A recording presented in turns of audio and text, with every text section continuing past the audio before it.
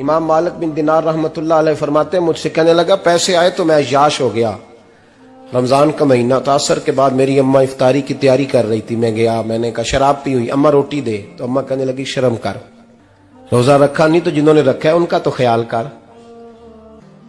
حضرت مالک بن دینار سے کہنے لگا اماں نے جب کہا نا شرم کر تو مجھے غصہ آیا, میں نے ماں کو تھپڑ مارا اور میری ماں جلتے ہوئے تندور میں گری.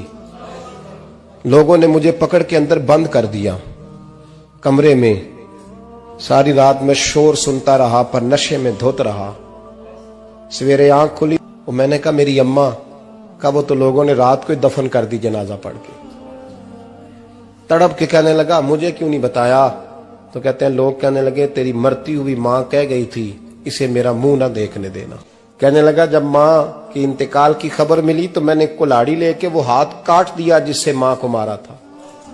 میں نے ساری جائیدادیں خیرات کر دیں.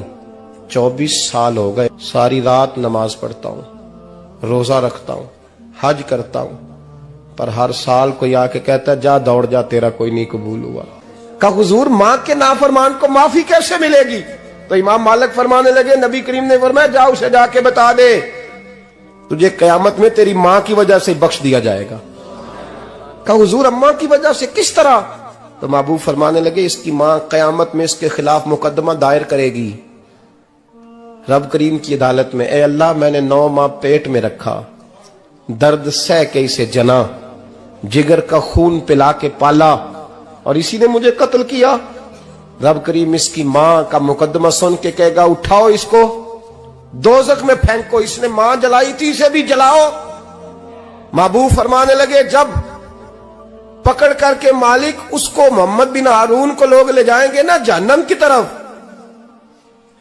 ابھی فرشتے گھسیٹیں گے ہی تو پلٹ کے پھر اماں کی طرف دیکھے گا اور دوسری دفعہ پھر گھسیٹیں گے تو پلٹ کے دیکھے گا اور تیسری دفعہ پھر پلٹ کے کہے گا اماں یہ مجھے جلانے لگے, اماں یہ جہنم میں پھینکنے لگے.